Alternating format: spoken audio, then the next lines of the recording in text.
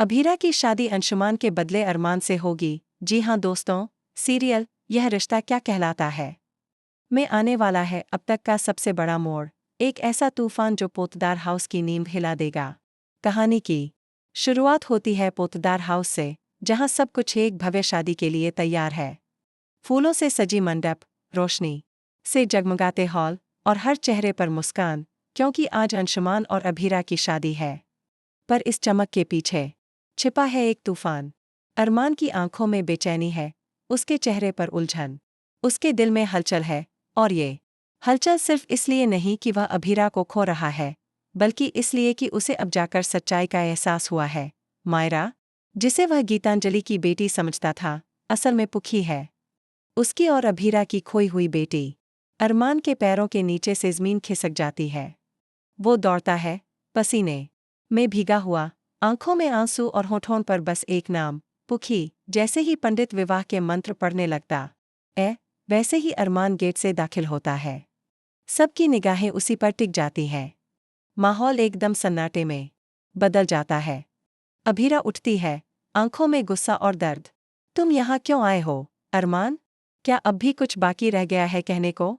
लेकिन अरमान बिना रुके भीड़ को चीरता हुआ मंडप के पास आता और चिल्लाकर कहता है, मायरा कोई और नहीं, वही है हमारी बेटी पुखी। ये सुनते ही सारे रिश्तेदार हैरान। दादीसा की आंखें फटी की फटी रह जाती हैं।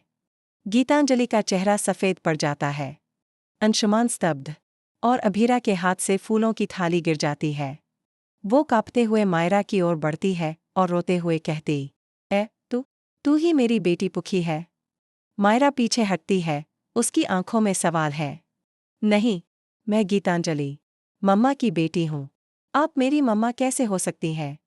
अरमान और अभीरा उसे समझाते हैं, बताते हैं कि कैसे एक हॉस्पिटल की आग में वो गुम हो गई थी, कैसे उन्हें लगा था कि उनकी बेटी मर चुकी है, और कैसे गीतांजलि ने उसे पाल पोस कर बड़ा किया।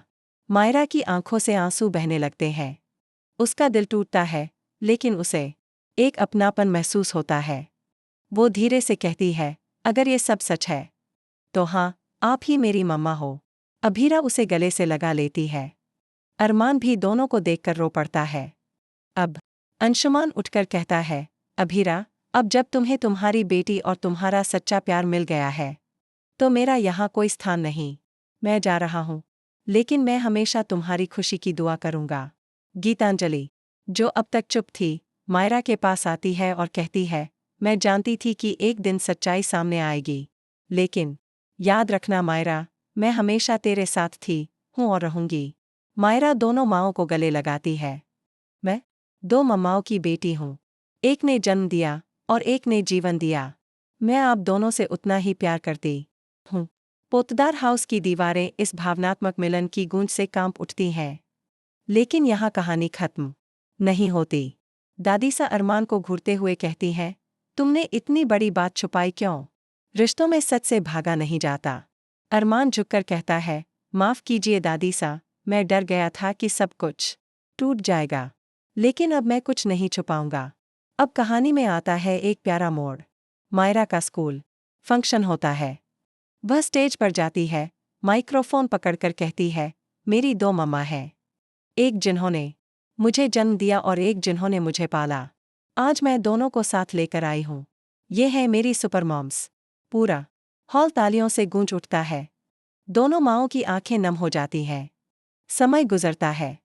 अंशुमान एक दिन वापस आता है, लेकिन अब एक दोस्त के रूप में। वह अरमान और अभीरा को देखकर मुस्कुराता है और कहता है, मैं खुश हूं कि तुम दोनों को तुम्हारा अधूरा परिवार पूरा मिला। अब मैं बस दुआ करता हूं कि तुम सब हमेशा साथ रहो।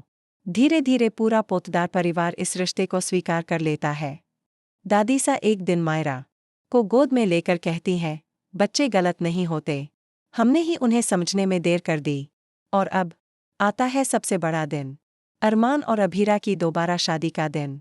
लेकिन इस बार न तो शोर है, न तामझाम, न ही कैमरे, न दिखावा। बस परिवार के लोग, कुछ करीबी रिश्तेदार और बहुत सारा प्यार। अभीरा लाल साड़ी में बेहद खूबसूरत लगती है। अरमान उसके पास आता है, उसका हाथ पकड़कर कहता है, इस बार नहीं, कभी भी नहीं छोड़ूंगा तुम्हारा साथ।